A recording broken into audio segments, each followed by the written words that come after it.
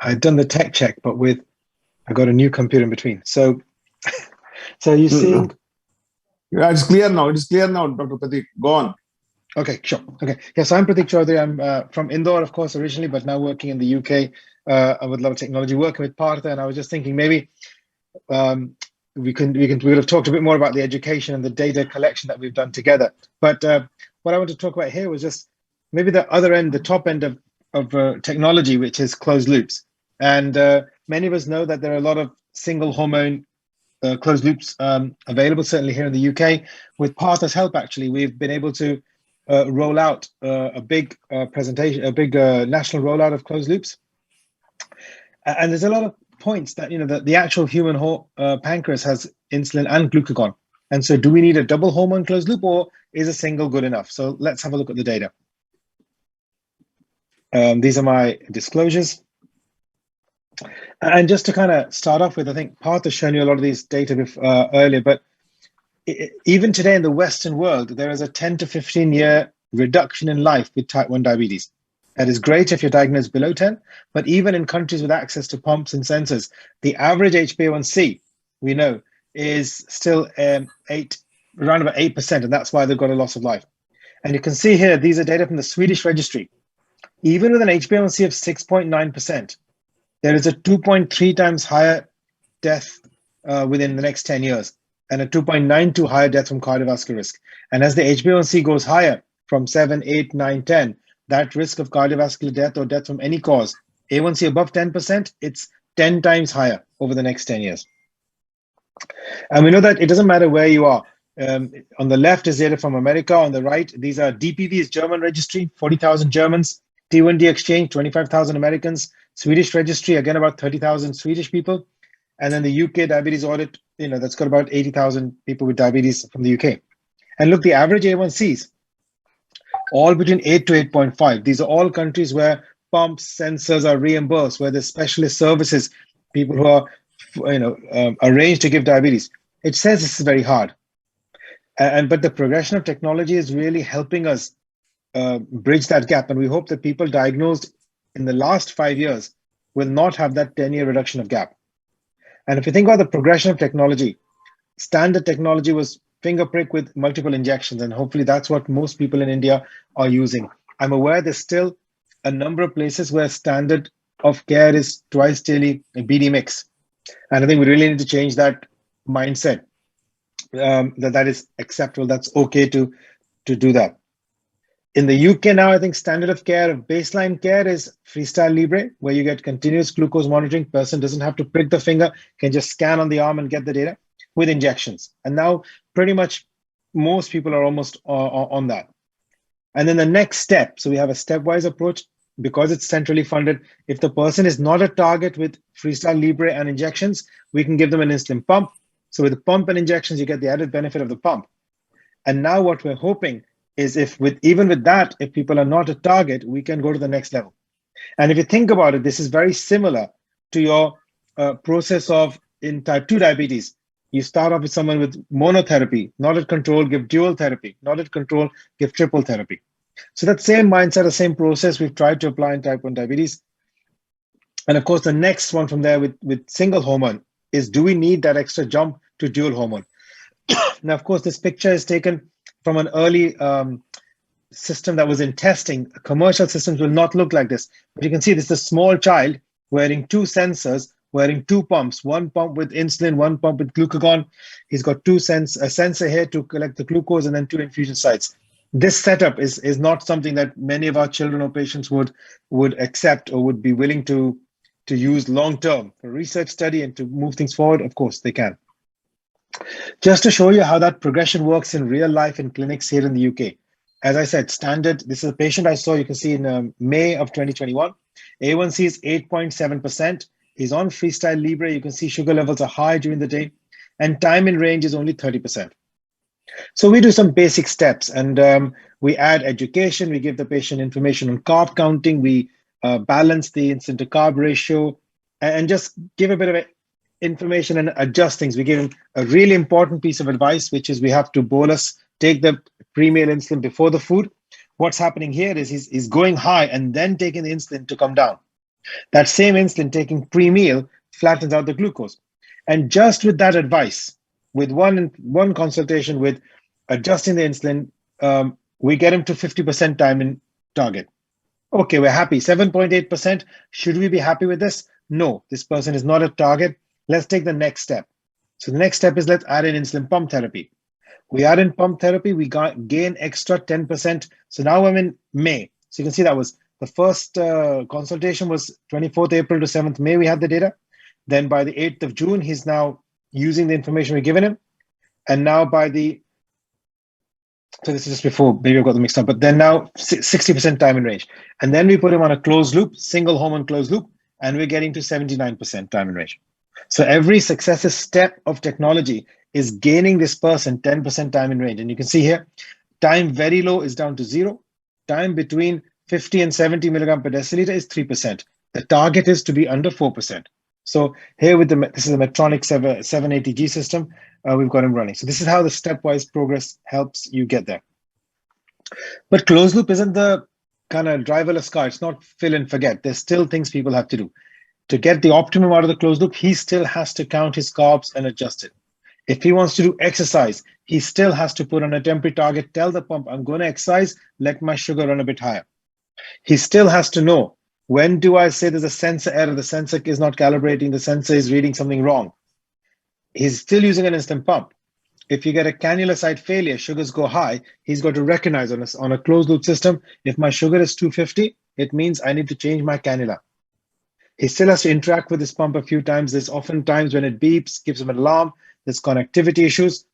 So there's still a burden there for the patient, particularly with the meals and exercise and still a bit of hyperglycemia. Now, the actual maths behind a closed loop is there in many people's cars. In your AC, it will be there in the thermostat. It's the same mathematics. In cars, many of our cars, certainly here in the UK, we have cruise control. And the mathematics behind cruise control or closed loop is exactly the same. And in fact, if you think about the people who do the DIY closed loop, who write their own algorithms, many of them are people who write these algorithms for buying and selling shares based on the price. And it's the maths in all of these processes is exactly the same. You hit your control number that you want to keep. And when it goes above, you change one variable. When it goes below, you change another variable. And with closed loops, of course, we know closed loops or kind of cruise control works very well on a straight road where there's no turns and moves. It can keep a constant speed. If it's a little bit up and down, it can increase the accelerator or put the brake on. But cruise control cannot work on a road like this, which is up and down and left and right and turning. And actually, life with diabetes is like this because people do exercise, people go out and have a big meal, people travel across continents. Life is full of different problems, and the closed loop has to deal with all these turns and almost predict what's happening in the future. And imagine this in a cruise control, if your speedometer is telling you your speed 10 minutes ago, because that's the lag between sensor glucose and real glucose. And the main problem is if you press the accelerator, which is you give insulin, even the fastest insulin we have now, the Fiasp and Lyumjev insulins, they don't have any action for 20 minutes. So if and you have to predict when do you have to press the accelerator so that the glucose levels are better. And of course, in a single hormone closed loop, there's no brakes. So that's where it comes, well, what is the next step over single hormone closed loops? They can get us to time in range 75%. They get us to A1C of 6.7, 6.8%. But if you want to get to the non-diabetic range, perfect control, what do we need? So one option is you have a dual hormone closed loop. And you can see here, a mock-up there, you've got 2 tubes, 2 infusion sites, one giving insulin, one giving glucagon. The other option is that you use a closed loop for the insulin, but use some adjunctive therapies. Is there anything else we can use? And then how do we judge the outcomes? We have to be aware in all therapies, Partha talked about whether it's pump or CGM or even injections. One outcome is the glucose control. The second outcome is cost to the system, cost to the person, cost to the healthcare system. If we don't pay this money now, how much is it going to cost us later? And then, of course, we have to look at the person in between. What is the outcome? How does that affect the life of that person with diabetes? Allow them to lead a normal life, do the job they want to, earn the money they want to, meet the people they want to. And ultimately, of course, what are the risks, that yellow triangle of any system? What are the risks of harm? What are the problems of the system? And what's the impact on the person's mental health? So I think whenever we're evaluating any treatment, we have to look at all 5 domains in which these things might happen. So let's look at the glucose outcomes. So if you look at glucose outcomes now, I think many of us, certainly in the type 1 diabetes world, are now much more used to looking at these time in range graphs. And we know that we're looking at 70% time in range. So why time in range and not HbA1c? Well, just like HbA1c, you can see as the time in range goes from less than 10%, so that's an A1c of 12 or something, down to a time in range of 40%, that's about an HbA1c of 8 or 9%, down to up to a time in range of 60, 70%, that's HbA1c of 7. You can see the risk of retinopathy in red and the risk of microalbuminuria in gray reduces with A1c, reduces with time in range. So we know that the higher the time in range, the less the risk of complications. We also know that actually, just if we only look at A1c, we might miss something. These are again graphs from the Swedish registry, and what it shows is, the A1Cs here, you can see in percentage at the bottom. The difference in complications, if you drop below A1c of 6, I don't know if you can see here, the actual risk of complications goes up if you go below A1c of 6. If you come up past 8 or 9, you can see that's where the curves are very, very steep. But in the red box, I've just highlighted that actually the risk goes up because there's a 34% higher risk of complications if the A1c is below 6.5. Now, I think that's because A1c isn't catching the hypoglycemia. We don't see this upturn when we look at time in range. So what are the other options? So this is just a summary slide of the time in range you get from different papers that have been published in the last few years. And at the top there, those are two big studies. You can see 4,100 people with the Medtronic system. This is a publication by Medtronic. You get 76% time in range, average. If you look at the tandem control IQ, this is a different single hormone closed loop, which is available. This is almost 9,000 people in America. Average time in range, 63%. And then below this, I've got a number of closed loop trials that are smaller because these are the randomized control trials. Again, almost all of them are running between 70 and 80% time in range. These ones down here, they've done something interesting. Instead of adding dual hormone, well, this first one was a combination of Fiasp and pramlintide, these two. And then L-Khatib, this is from the islet dual hormone, that's insulin and glucagon, and Blau is also insulin and glucagon. And you can see when you add insulin and glucagon, there is maybe a 5 or 6% increase in time in range. You have 78, 80% time in range.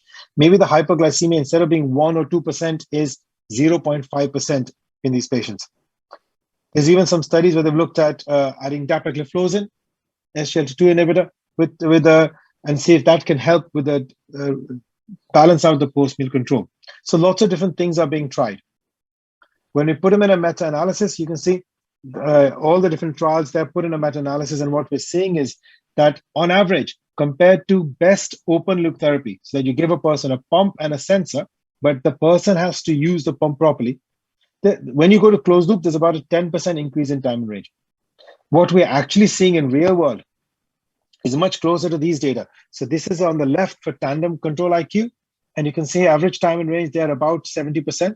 And on the right, these are data from ESD from Medtronic, 12,000 people in Europe, average time in range, 78%, which means average A1C about 6.5. So these data are close to what we're seeing. We are putting people on closed loop now as part of our pilot who have run lifetime, they've never been below 10%, 10, 11, 12, 13%. And you put them on a closed loop, they're down at 6.5, 7%.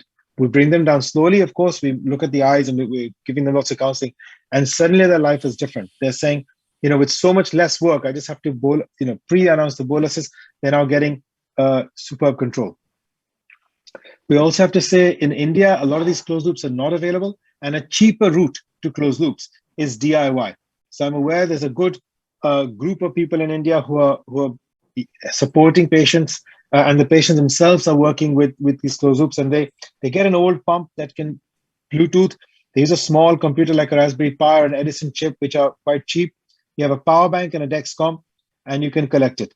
And this is data from the OpenAPS community that in the first 40 users, these are getting an A1C of 6.2% with a time in range of about 80.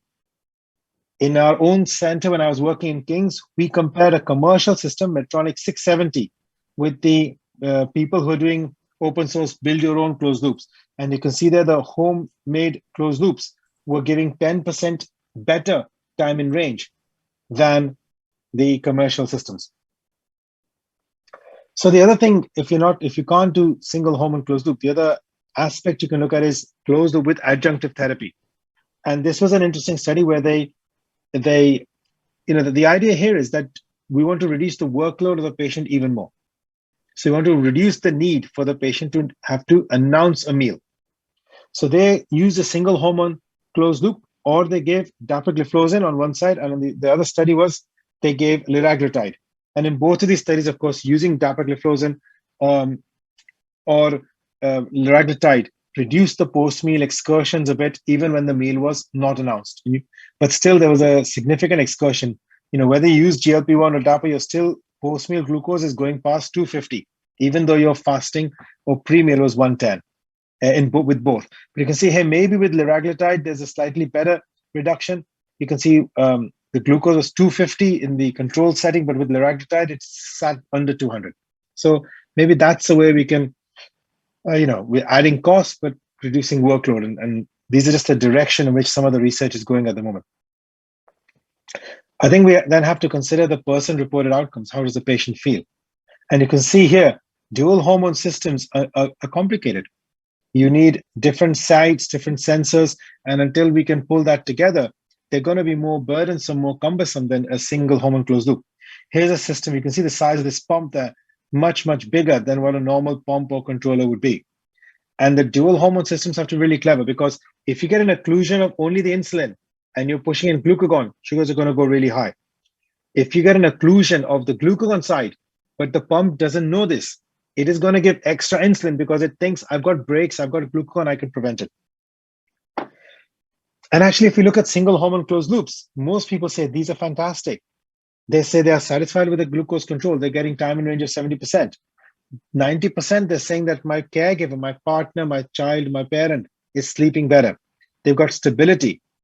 Interesting, a lot of my patients say that since I went on to closed loop, I feel happier. I feel less. My wife says I'm less angry, which for them is the best outcome. The glucose they're not worried about. Parents are more willing to let the children go on trips, go on sleepovers, go to the movies, play sports because they have the protection. But they're saying still the devices are bulky. There's problem with connectivity. Sometimes they have lots of alarms. And my worry is that if we are moving to double hormone closed loops, then those devices are going to get bulkier. They're going to have more connectivity problems. The alarms may get more intrusive. And if you look at what the patients even with the single hormone systems saying, when you look at the patient-reported outcomes, they say, I don't like doing calibrations, finger pricks. It gives me too many alarms. It's too many error alerts. I've got the hassle of wearing a device. I don't want to be attached to something. And they interfere with my daily life. I don't like how it feels on my body, how it looks on my body. And so I think what patients are telling us is they want these devices to be smaller, less intrusive, easier to use, not bigger and more complicated. And so, just a kind of a cartoon measure here, like when you're going on a flight, you have to turn off all your Bluetooth equipment, you have to turn off all the connectivity between the pump and the sensor. And you still have to, on the other hand, with the dual hormones, maybe you take away the need to pre-bolus. Many people go out to eat. How do you know what food is going to come that you can pre-bolus 20 minutes before the food arrives and you know exactly what food's going to rise? So maybe the closed loop balances that out. And for every patient, for every person, it's a balance between the burden of wearing extra devices versus the benefit that they get in better glucose control and reducing the need to bolus. Let's look quickly at safety and tolerability now. When you add in a second hormone like glucagon or pramlintide, the major complication problem is nausea. And about 10 to 15% of people complain of nausea, bloating, GI side effects if you add in this second hormone into the mix. And then the most important thing is cost. Even in Western countries where healthcare is reimbursed, I went on to one of the main glucagons that's available in soluble form now is dasiglucagon. And if you were to use it, I did some calculations based on the current price versus how much glucagon you might need over a year. And it's $4,000 for classic glucagon. It's $3,500 for Gvoke if you're at those prices. So that's almost a doubling of the cost of a single hormone therapy for what might be a 3 to 5% improvement in time in range. And so, and we know that single hormone systems are cost effective, and they're cost effective because they prevent complications. And it's a bit like I say to my patients who are at 70%, but they want to get 90%. A conversation I have in clinic is, if you want to get into engineering college or medical college, and the pass number is 70%, you're in the same class as the person who scored 90% on the entrance exam. But the person who scored 90% maybe didn't go out with his friends, didn't watch movies, didn't go out on dates because he was struggling hard to get the 90%. The pass mark in diabetes is 70%. There's no real evidence. In fact, the data says as you go further past 70%, the marginal improvement is so small. And you get there, it's at the current cost. That extra improvement is only worth it if you're getting it at, you're not having to pay extra for it in terms of money or time or effort. And if you look at the just back of the envelope calculations, as we say here, a pump at the moment costs about 3,000 euros or $3,000, if you put it that way. Dual hormone, double the complexity, it's bound to be a little bit higher. The consumables for a pump cost about 2,000 euros or $1,000 a year. You're going to have double the number of cannulas and things, so that might be higher. Insulin cost should be the same. Maybe actually the dual hormone systems give more insulin because they're more aggressive. And then you've got the cost of glucagon, which has to be balanced out. So in summary, I think that, closed loop therapy has been amazing for people with diabetes. It really will be transformational if we can get it. The people we get it to, complications become a thing of the past. And single hormone systems get there in time. We can get up to 75, 80% time in range. We might be able to improve it with relatively cheap adjunctive therapy like dapagliflozin. And we just need to make them safer, smaller, and cheaper. The dual hormone stuff might be needed for a small category of people who do a lot of exercise, people who, in that pathway, people who don't get to target with a single hormone and it doesn't work for them for some reason. Maybe that's the small group where you move on to the next generation. I think we still need to see whether the balance of burden versus benefit is in that domain. We know that we need a kind of a stable glucagon coming through for that to be really worthwhile. And so I use this, when you're weighing up the odds, open loop therapy is like some old, maybe for India, I should have changed the picture to an old Premier Padmini or an ambassador. It gets the job done, it's cheap, it can cope with any issues, and you can fix it anywhere. A lot of manual work is required. Single hormone closed loop is like a Mercedes. Very, very capable, very, very smooth, costly, but cost effective. And dual hormone closed loop might be like a Lamborghini. It's got high performance for people who can drive it on a track and need that nth degree of performance. But for most people, it's less reliable, less comfortable, and less practical on a daily basis. And I make the point that actually with open loop therapy, with education, with pumps, or with sensors, we know the data I showed you that we are costing 10 to 15 years of life of people with type 1 diabetes. But if we can get them to target, which we can with single hormone closed loops, that would make blindness, amputation, and kidney failure a thing of the past for people with diabetes. So yeah, that's what I want to say. Thank you very much.